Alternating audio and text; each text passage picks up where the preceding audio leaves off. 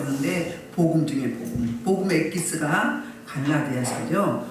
지난 시간에는 그 사도 바울이 누구를 데리고 왔어요? 그 믿음의 아들 제자 디도를 데리고 이제 예루살렘에 방문을 했어요. 했는데 어떤 일이 있었어요? 할례를 받으라고 했어요. 할례 받지 않으면 상종하지 않겠다고. 그랬을 때 사도 바울이 어떻게 나가죠? 절대 타협할 수 없는 거죠. 할례는 구원과 관계가 있어요, 없어요? 구원은 뭘로 받죠? 믿음으로 받죠. 그러면 할례는 뭐예요? 구원받은 자의 표시로 할례를 받는 거예요. 왜? 너는 죽었어. 하나님 앞에 네 거 아니야. 너 죽었어. 그래서 남자의 생식기를 베는 거잖아요. 그러니까는 지금 네 인생은 네 거 아니야 그 말이거든요. 네 인생은 뭐하라? 놔라. 나에게 있다. 그 말이 그 표시가 할례예요. 그러니까 나는 죽고 예수를 사는 그 말씀이죠. 그래서 6절에 보면 이제 사도 바울이 자기 사도권을 다시 한번 이제 그러니까 여기 갈라디아서는 사도권이라기보다는 이 신칭은 믿음으로 의롭게 된다는 그 부분을 변호하는 거거든요. 1장부터 2장은 3장부터 4장은 그 이 신칭에 대한 설명, 해석이거든요. 그러니까 지금 변호하는 거죠. 6절에서 유력하다는 이들 중에 본래 어떤 이들이든 내게 상관이 없으며 하나님은 사람을 예물로 취하지 아니하시니 저 유력한 이들에게 의무를 다해 준 것이 없고 무슨 이야기예요? 그러니까 에루살렘 교회 사도들이 대사도들이 나에게 뭐가 빠졌으니 이걸 더 추가해라 뭐 해라 이런 적이 없다 이 말이에요. 나는 그리고 이 사도들의 영향을 받지 않는다. 물론 받죠. 받는데 근본적으로 영향을 받는 것 누구다? 예수 그리스도다. 그분의 영향을 받는다. 똑같은 사도로서. 그러니까 같은 사도끼리 서로 복음을 공유했는데 이견 차이가 없었다. 그 말을 하고 있어요. 영향을 누구 영향을 받아요? 예수님의 영향. 물론 사람 영향도 필요하죠. 근데 진짜로 우리의 스승은 누구죠? 예수 그리스도잖아요. 그리고 7절에서 이렇게 말을 해요. 도리어 그러니까 그들이 무슨 이야기를 나눴는지 7절에서 이야기하는데 그들은 내가 무할례자에게 복음을 전하러 맡은 것이 베드로가 할례자에게 맡은 것 같은 것을 보았고 이야기 뭐예요? 각자 하나님이 주신 소명, 사역이 다르다는 거예요. 베드로는 유대인에게, 바울은 헬라인에게, 이방인들에게 이 사명을 받았다. 그러니까 이것도 사도들이 인정했다. 그 말을 하고 있는 거예요. 그러니까 나는 사도들하고 대등하다, 동등하다. 먼저 세워지고 나중에 세워진 차이만 있을 뿐이다. 그 이야기를 하고 있어요. 오늘은 이제 믿음으로 의롭게 되는데 한 사건이 있는 거예요. 이 사건이 어떤 사건인가? 이제 식사 시간에 일어났던 사건입니다. 이게 이런 사건이 왜 성경에 기록될 만큼 심각했는가를 우리는 봐야 돼요. 그래서 그리스도인의 신앙인의 이중성, 우리 이중성 있죠? 앞에 다르고 뒤에 다르고 없는 사람 한 사람도 없을 거예요. 그래서 이제 바울이 11절에서 무슨 이야기를 하고냐면 내가 안디옥 교회에서 있었던 책망받을 만한 일을 행한 게바가 베드로거든요. 게바를 책망했다고 이렇게 먼저 이야기를 해놓고 포문을 열고 들어가는 게 11절이에요. 시작. 게바가 안디옥에 이르렀을 때 책망받을 일이 있기로 내가 그를 대면하여 책망하였노라. 아멘. 게바는 베드로의 또 다른 이름이죠. 안디옥은 수리 안디옥. 이 수리 안디옥은 어디예요? 그러니까 바나바가 목사고요. 담임 목사고 사도 바울이 이제 부목사로 함께 동역을 하는 교회인데 최초로 그리스도인이라는 그 별명을 받았던 칭호를 받았던 모범된 교회예요. 그 다음에 이 교회는 유대인과 이방인이 함께 섞여 있는 교회예요. 그리고 이방인 교회로서 최초로 선교사를 파송해서 사도 바울과 바나바가 1차 갔다 왔죠. 2차, 3차, 4차까지 갔다 그래요. 3차까지 어땠어요? 바울과 그의 동역자들이 선교연을 통해서 소아시아와 유럽 땅에 복음이 증거되는 놀라운 그 전도의 선교의 폭발적인 역사가 있었던 것이에요. 그러니까 굉장히 모범적인 교회죠. 이 교회에 바나바가 순회를 했어요.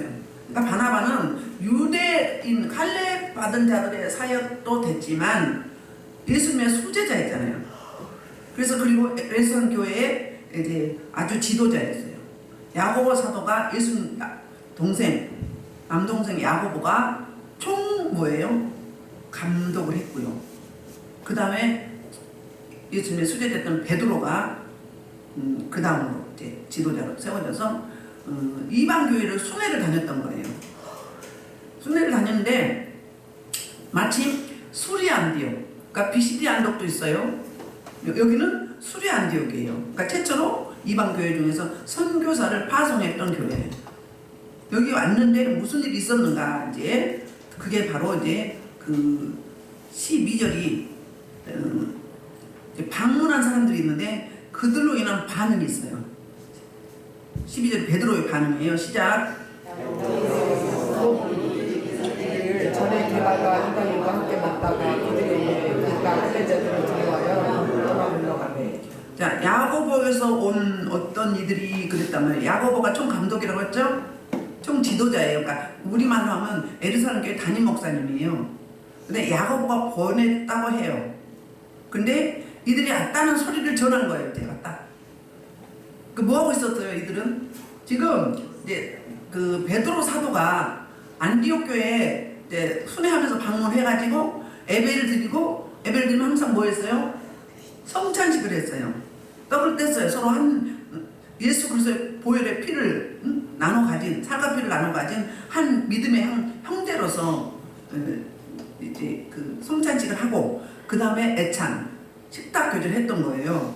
식탁 교제를 하고 있는데 갑자기 그 예루살렘 교회에서 소식이 온 거예요. 지금 야고보 목사님이 보낸 이제 그 할례파 유대인들, 이제 예수를 믿는데 기독교인인데 할례를 주장하는 이들이에요. 이들이 왔다는 소리를 듣고 개바가 어떻게 반응해요? 이방인과 함께 먹다가 그들이 오매 그가 할례자를 두려워하여 떠나 물러가매 그랬어요. 그러니까 베드로의 반응은 뭐예요? 먹다가 갑자기 서로 우리는 같은 형제고 자매다, 한 피를 나눴다, 한 살을 먹었다 이렇게 하다가 갑자기 온다고 하니까 벌떡 일어나가지고 그걸 잡면서 안 먹은 척하고 이제 물려가는 거예요. 응? 그러면 이건 충동적인 사건이기도 하고 별 문제가 되지 않은 사건인 것 같기도 하죠. 근데 바울이 왜 굳이 여기에 기록했을까? 우리는 그걸 생각을 해봐야 돼요. 이거는 굉장히 중요한 문제예요. 교회사, 교회 역사에도, 교회 사중에서도 문제인데요. 그러면 방금 전까지는 지금 자기 교회, 안디옥 교회 예수님의 살아계실 때 수제자, 죽은 자도 살리고 능력도 행하고 설교로 한 번 설교하면 3천 남자만 3,000명 5,000명이 구원받고 아주 대단한 사도가 지금 우리 교회 방문했는데 나는 너희가 형제다, 자매다, 한 피를 나눴다, 예수님 살 먹었다 이랬는데 갑자기 돌발 상황이 벌어진 거예요. 그게 왜 이런 일이 있는가 한번 볼게요. 이 배경을 한번 볼게요. 그러니까 사도 베드로가 이방인이 하나님을 택했고 자기하고 똑같이 유대인과 똑같이 성령의 임함을 자기가 설교할 때 그 대목이 어디서 사도행전 10장 11장이에요. 11장 1절부터 8절 볼게요. 그 사건을 이제 11장에서 유대교, 그러니까 예루살렘 교회에 보고를 하는 거예요. 사도 베드로가 어떤 일이 있었는가 한번 볼게요. 시작. 유대에 있는 사도와 형제들이 이방인과 하나님의 말씀을 들었더니 베드로가 저를 가려고 하시되 할례자들이 비난하는데 내가 너를 들어가 함께 먹었다니 베드로가 그들에게 이 말씀을 설명을 잠깐만요. 자 가서 그러면 고넬료의 집에 가서 뭐해서 먹고 잤어요. 그 당시까지만 해도 유대인과 이방인은 상종을 했어요, 안 했어요? 안 해서 자기는 선민 이스라엘, 하나님이 자기만 선택했고 이방인들은 개돼지 짐승 취급을 했어요. 굉장히. 그래서 상종하지 않았어요. 유대인들의 그 규례, 그 전통은 뭐냐면 식탁 고지를 아무나 하지 않았어요. 같이 밥을 먹는다 이 이야기는 가장 친한 사람 형제같이 나는 너를 형제로 여긴다. 가족으로 여긴다. 그 문화가 그랬어요. 그런 사람하고만 식사를 했어요. 그런데 생뚱맞게 아니 예수님의 수제자가 대사도가 어디로 가가지고 이방 고넬료의 집에 가가지고 거기서 먹고 마셨네? 그랬다고 보고를 하니까 지금 반기를 듣는 적이 있죠? 그게 바로 할레파 유대인들이에요. 그럼 율법의 전통에 의하면 이거 돼요? 안 돼요? 안 돼요. 안 되는데 지금 예수님이 어떻게 했어요? 예수님이 자기 살찌고 멈추셔서 성전 2장을 가려고 하나 되게 하셨어요. 차별이 없으신 복음이 똑같이 주어졌단 말이에요. 근데 그들은 아직도 의식 속에 자기네가 뭐라고 이방인들은 하등하다 그렇게 여겼던 거예요. 그러니까 지금 이게 무슨 일이냐 뒤집어진 거예요. 그 이야기를 하고 있어요. 그러니까 자 5절 이르되 내가 옆바시에서 기도할 때 행로라는데 간증을 하는 거예요. 사도 베드로가 이들을 설득하는 거예요. 자, 옆바에 갈 일이 있어가지고 거기서 먹고 이제 기도하는데 하나님 중에 한 상을 보니 큰 보자기 같은 것이 네 개에 베어 한 놈으로 내 앞에 드리고 집어 그것을 주목하여 보니 땅에 네 발 가진 것과 들리는 소리가 건강에 나는 것들이 보이더라. 또 들으니 소리가 있으되 베드로야 일어나 잡아오라 너를 내가 이를 주님이 들을 수 없나이다. 손때가 깨끗하지 않은 것을 결코 내 입에 하니 그랬어요. 기도하는데 비몽사몽 중에 비몽사몽의 환상이 가장 깊다고 했죠. 근데 한 보자기가 하늘에서 내려오는데 그 보자기 내려보니까 다 부정한 짐승이야. 율법에 먹으면 안 되는 짐승이야. 근데 율법을 예수님이 완성했잖아요. 마무리했잖아요. 완성하러 오셨어요. 그러면 이룬 거예요. 율법에 그럼 전촉을 받을 필요가 없는 거예요. 그렇죠? 이게 복음이라고요. 그런데 먹으라고 하니까 아직까지 베드로는 어때요? 주님이 먹으라고 하는데도 부정하니까 먹을 수 없다. 나 이렇게 부정한 거 먹어본 일이 없다. 이 부정한 뭐예요? 너희들이 그렇게 생각하는 이방인을 말하는 거예요. 우리가 말하면 너희들이 무시하는, 천히 여기는, 차별하는 그런 사람을 이렇게 보여주는 거거든요. 잡아먹으라 했더니 못 잡아먹는다니까 뭐라고 주님이 이야기하죠? 응? 하늘로 또 두 번째 소리가 있어. 그러니까 실천학적으로 보여주시고 말씀하시고 주고받고 하는 거죠? 이거 해야 돼 우리. 응? 그래서 뭐예요? 다시 소리에서 하나님이 깨끗하게 하시는 내가 손끝다 하지 말라 하더라. 이제는 뭐예요? 먹어. 그 뭐예요? 같은 형제야. 같은 자매야. 함께해. 차별하지 마라. 너희 계속 편애받았지? 차별하면 안 돼. 똑같아. 절대 평등이야. 이 이야기 하는 거거든요. 그래서 이런 일이 3번 있은 후에 모든 것이 다시 하늘로 끌러 올라가더라. 마침 세 사람이 내가 익숙한 길에 서 있으니 가이사서 내게 보낸 사람입니다. 그때 이제 기도를 마무리하려고 하는데 성령님이 딱 타임을 맞췄어요. 고넬료가 이 음성을 들은 거예요. 기도하다가 고넬료는 율법은 알았는데 복음은 몰랐어요. 근데 특별히 이방인임에도 불구하고 하나님을 굉장히 사랑했어요. 그러니까 유대인들이 믿는 그 하나님을 믿으려고 몸부림쳤던 사람이에요. 그러니까 기도도 하고 구제도 많이 하고 하나님의 음성을 들었던 사람이에요. 한 쌍도 봤어요. 그런데 구원이 있어 없어? 없어요. 다른 이름은? 천하에 구원받을 만한 이름 준 적이 있다 없다? 사도행전 9장에서 말하잖아요. 아니 9장이 아니지. 몇 장이에요? 4장에서. 응? 누구? 예수 하나님 보낸 아들 예수 그리스도를 믿어야만이 구원이 있는 거예요. 그러니까 이제 제대로 된 복음을 주어서 제대로 된 신앙생활을 하기 위해서 특별히 고넬료 가정교회를 세우기 위한 하나님의 목적이 있었어요. 그래가지고 이제 어때요? 성령이 말씀 의심하지 말고 함께 가라. 그래서 함께 있던 자기 베드로 함께 있던 6 형제도 고넬료 집에 들어간 거예요. 그리고 13절에 그들이 이제 고넬료 집에서 오는 이제 그 병사와 부하들이 하인들이 천사가 내 집에서도 말하되 내가 사람을 옆바에 보내 베드로라는 시몬을 청하라. 그가 너와 내 온 집에 구원을 받은 말씀을 내게 이르리라 함을 보았다. 그러니까 고넬료가 기도할 때 천사들이 말하는 거예요. 그러니까 그 당시에는 구원받을 만한 이름을 가진 자, 구원받을 만한 말씀을 가진 자가 누가 있었어요? 오순절 마가의 다락방에 성령에 우리 안에 오시면서 임마누엘 된 사람만 생명 얻는 말씀, 구원받는 말씀을 가지고 있었던 거예요. 아무나가 아니에요. 아멘? 주님을 인격적으로 만난 거잖아요. 주님이 내 안에 들어온 거잖아. 이 사람들만 생명 얻는 말씀, 구원받을 만한 말씀을 가지고 있었어요. 그렇기 때문에 베드로를 청한 거예요. 아멘. 이게 굉장히 기독교 역사상 역사적인 사건이 왜? 이방 교회에 최초로 가정교회를 세우는데 이를 통해서 13장부터 누가 나오죠?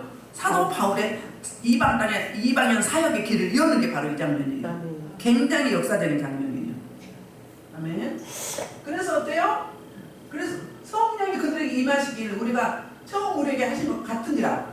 처음에 마가의 다락방에서 기도할 때 성령이 임한 것과 똑같은 놀라운 폭발적인 역사가 이방인 교회 거론의 가족교회 친구들 가족들 다 모아놨잖아요. 전도해가지고 사모에서 그것을 똑같이 임한 거예요.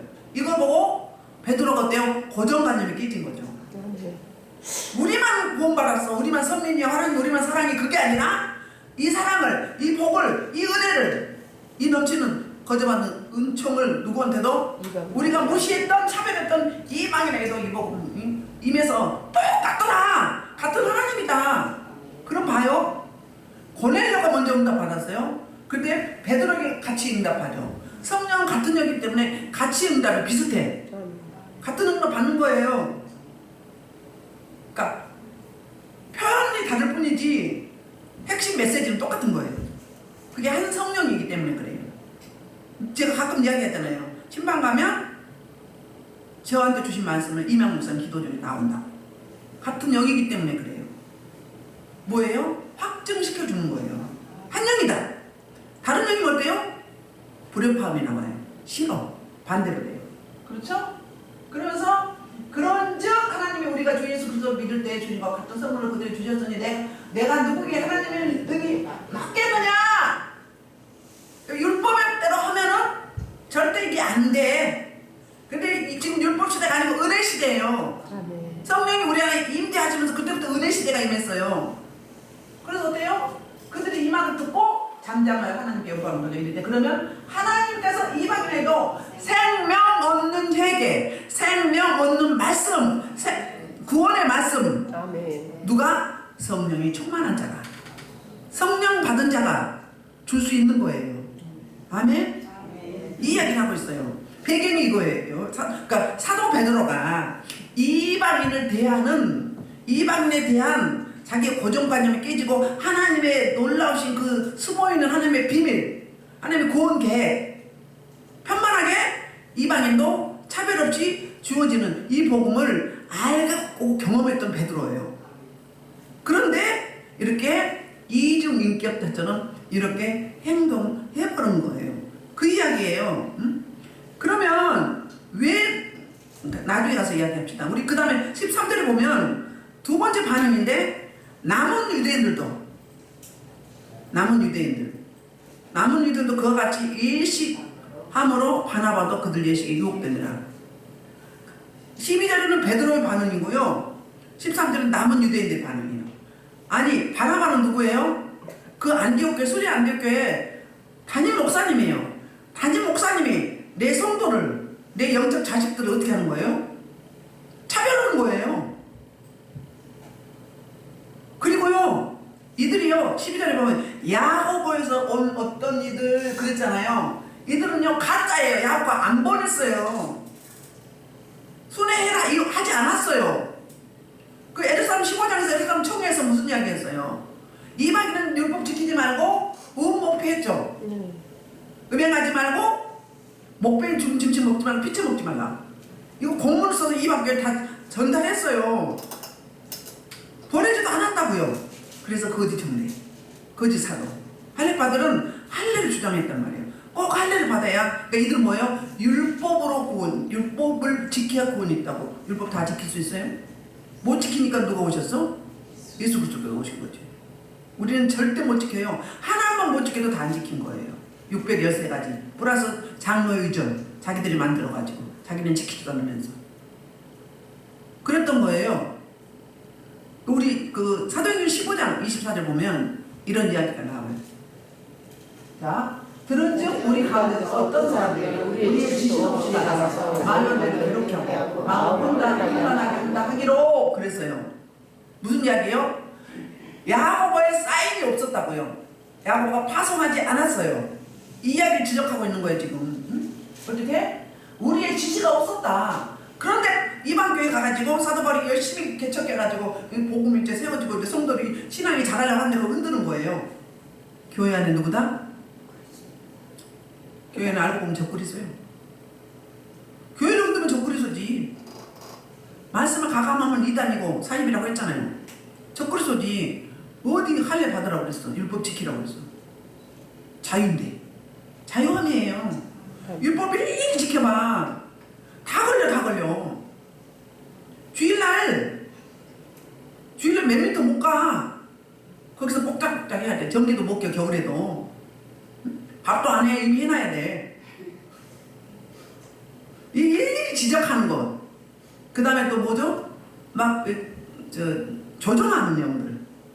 자기 프레임에 맞아야 돼. 남도 막 그렇게 해야 돼. 그래 직성이 풀려. 물론 저도 그런 게 있었죠. 지금도 있을 수 있어요. 응? 없는 사람 거의 없어. 그런데 유독 강한 사람 다 내가 맞아야 돼. 자존감이 낮은 사람이에요. 상처가 많은 사람이야. 아 공동체에서 내 뜻이 어떻게 다 맞아. 100명이면 100명을 어떻게 다 맞춰 비율을. 여러분 뜻이 안 맞다고 이렇고 저렇고 하지 말라고. 리더자는 전체적인 틀을 보고 가는 거예요. 일일이 다 맞추면 본질은 없어져. 진리는 없어져.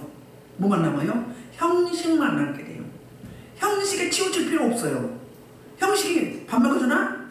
형식이 구원하고 관계 있나요? 없어요. 본질이 아니라고 비본질이라고. 근데 우리는 비본질에 목매일 때가 너무 많은 거예요. 마치 누구처럼? 오늘 본문에 나오는 거짓 사도들처럼 야고보가 보내지 않았는데 야고보 이름을 팔고 있네. 야고보 이름을 도용하는 거예요. 이런 일들이 여러분 있죠? 말 전할 때도. 들어서 그럼 들은 대로만 전하지. 자기 생각 감정. 그래 그럼 누가 그랬어? 또 이러네. 그래서 구약에도 증인 세웠잖아요. 세상 법에도 그런 거죠. 그 이야기예요. 그러니까 누구도 사도 베드로도 대사도인 예수님의 수제자. 그러면 안디옥교 입장에서는 얼마요? 얼마 어땠을까? 이전에는 식탁 교제 하다가 일어난 이전에는 어땠어요? 너무 황홀했던 거예요. 사도 베드로의 설교가 예수님의 설교처럼 들려지지 않았겠어요? 예수님이 한 3년 6개월 동안 동고동락했잖아요. 거기서 수장이었어요. 수제자였어요. 가진 능력을 행했어요. 가진 능력을.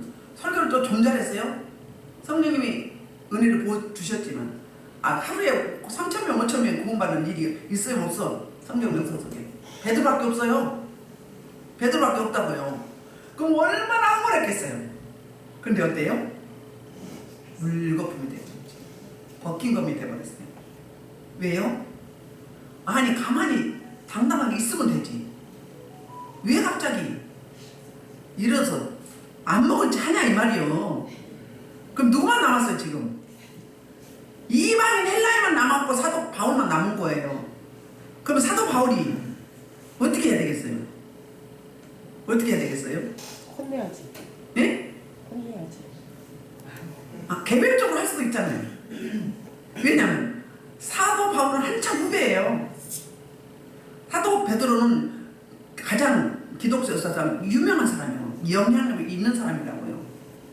그럼 개별적으로 말할 수도 있잖아요. 근데 사도 바울이 왜 여기서 공개적으로 비난하고 책망할 수밖에 없었는지 그걸 우리는 봐야 돼요. 그게 바로 사도 바울의 책망이, 공개적인 책망이 14절이에요. 그러므로 나는 그들이 복음의 진리를 따라 바르게 행하지 아니함을 보고 모든 자 앞에서 개바에게 이르되 내가 유대인으로서 이방인을 따르고 유대인답게 살지 아니하면서 어찌하여 억지로 이방인 유대인답게 살게 하려 하느냐?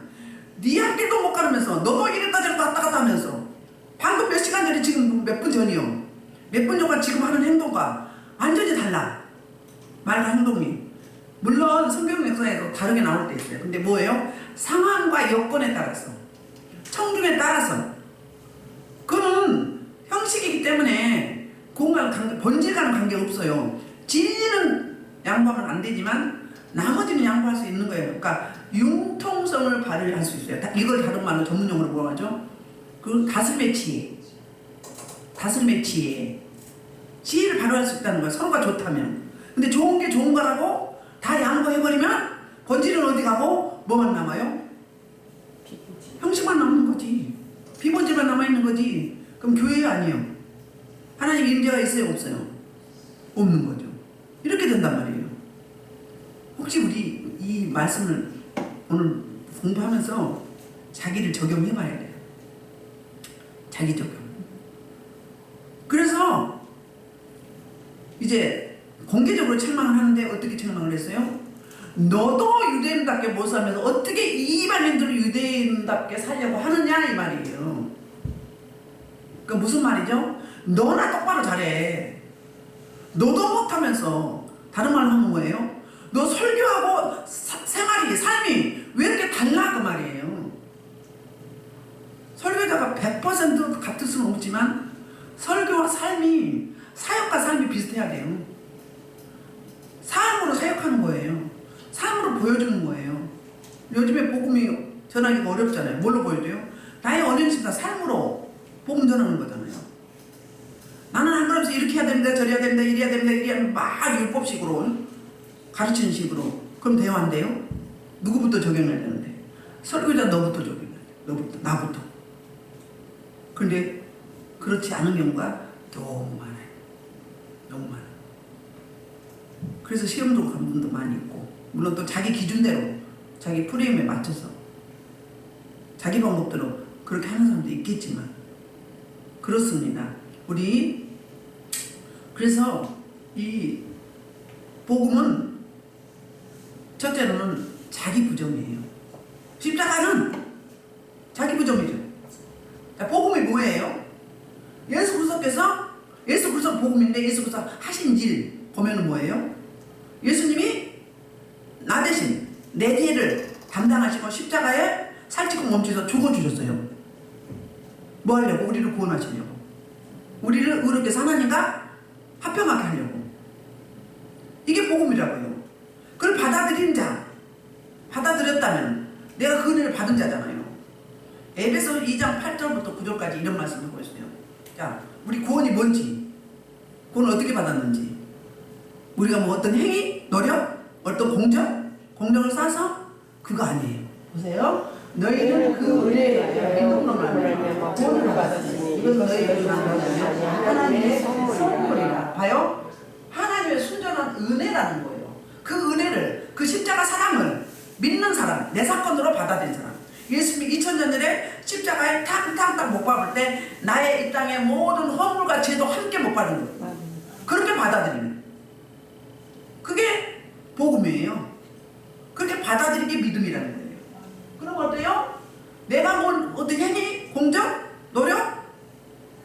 이게 아니고 그냥 받은 거로 선물이라는 거예요. 선물은 거저 받는 거죠? 그래서 어때요? 다시 그러니까 8절을 2장 8절 9절에서 부연 설명해 주죠. 행위에서 난 것이 아니니 누구는 뭐 때문에? 그 목적이 뭐예요? 선물로 주신 목적, 구원을 자랑하지 못하게 하려고. 하나님의 온전한 은혜임을 알게 하려고. 그럼 그 은혜를 받았어. 목숨값을 예수님이 나를 목숨 주고 어때요? 구원해 주셨어요. 그럼 얼마나 우리가 소중한 존재예요?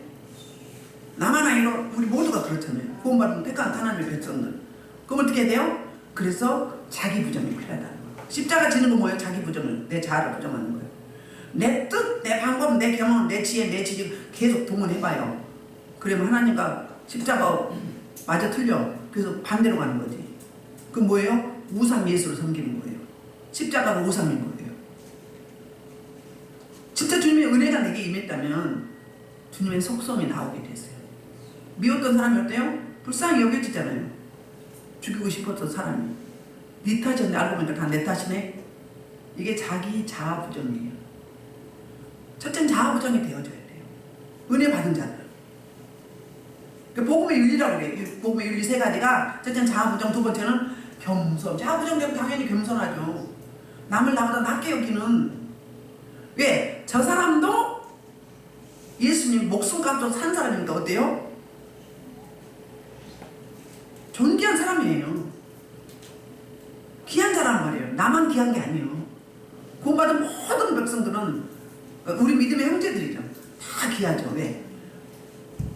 이 땅에서 치를 수 없는 값을 치렀어요. 그렇기 때문에 겸손하라는 거예요.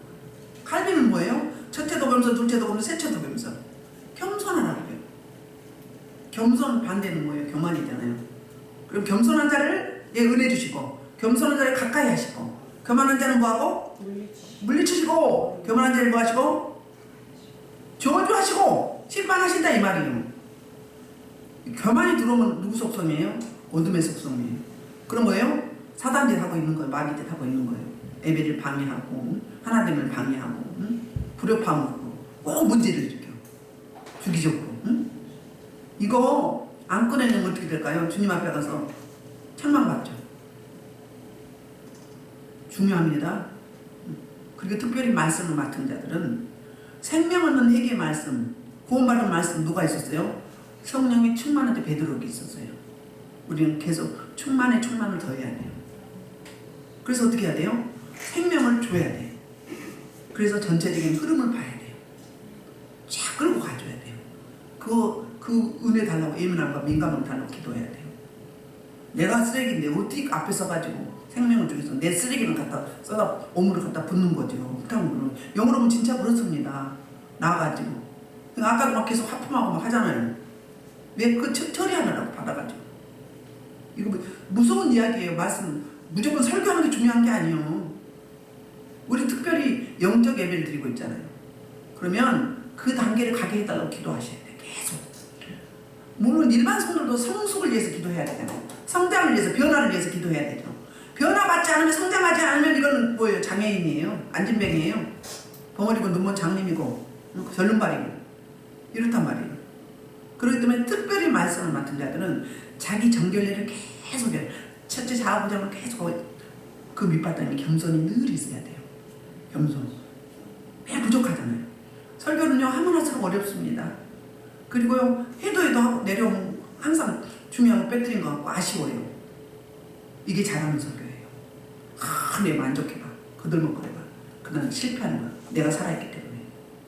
다소 나는 부족한 건데 성령이 어때요?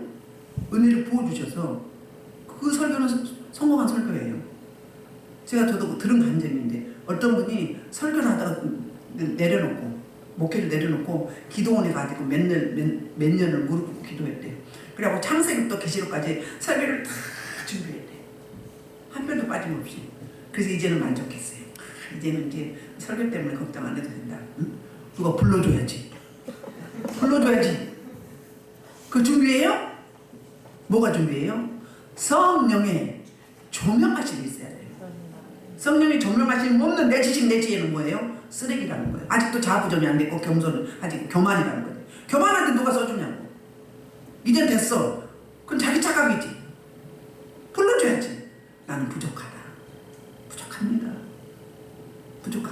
은혜 주옵소서. 주님 은혜가 아니면 안 됩니다. 이런 마음을 가진 자에게 역사가 나타나는 거죠. 안 그래요? 베드로가 지금 우쭐한 거잖아요. 우쭐했어요. 막 떠받드니까 허리가 막 3.5, 5.1 구원받고 막 죽은 자가 살아나고 병든 자를 고치고 막 이 대단한 역사가 있어서 하는 데마다 환영받지. 그러다 보니까 어때요? 자기가 알고 자기가 이해하고 있는 복음의 은혜, 복음의 지식, 지혜 이게 뭐예요? 망각해버린 거예요. 겸손이 없으니. 겸손하지 않으니 내가 서니까 그렇게 된 거예요. 여기 2절에 보면요 12절에 보면 할례자들을 두려워하여 그랬다고 해서 우리가 두려워할 대상은 누구예요? 하나님 아버지지. 사람이에요? 뭘 사람을 두려워해? 응? 사람을 두려워했다는 거예요. 물론 베드로 입장에 가보면 이럴 수 있어요. 저들이 또 이제 이들하고 그런다고 할례도 안 받은 그 천한 것들하고 식탁교리 한다고 따지고 막 여러 가지로 막 비난하고 이거 논쟁하기 싫어서 그럴 수도 있을 수 있어요. 그런데 좀 생각을 했어야 돼. 왜? 베드로가 베드로지만 바나바도 그래. 내 성도들인데 내 성도를 뭐 하는 거예요? 너희는 우리하고 달라. 너희는 우리 함께 할 수 없어 이거잖아요. 여지껏 가지고 그렇게 했으면서 여기 그러니까 먹다가 이 동사는요 미완료 과거예요. 여지껏 그래 해왔어요. 여지껏 그렇게 먹어왔어. 식당까지 계속 했어. 그런데 가짜니까 살리자가 뭔데? 가짜인데. 왜 가짜를 들이고 해? 그 가짜가 심판 못 있어요? 본 지켜줘요? 복음을 하나 되게 해요? 해방자, 박해자, 핍박자, 교회를 흔드는 적그리스도예요. 가짜요. 이단이요. 근데 왜 들어와요? 왜 들어가요? 갑자기 뭐 덫이 된 거지. 자아덫이가 된 거지. 그래 안 그래요? 나는 뭐가 달라도 달라. 너희들하고는 달라. 사도 바울이 이걸 쓴 이런 문제를 사건은 성경에 기록할 수밖에 없었던 이유가 뭘까요?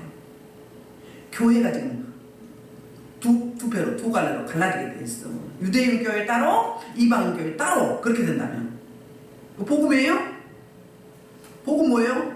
하나됨이요 자유함이란 말이에요. 누림이에요. 그러니까 다 깨지는 거잖아요. 뭘 평가하기를 해. 그 다음에 세 번째는 뭐예요? 절대 평등.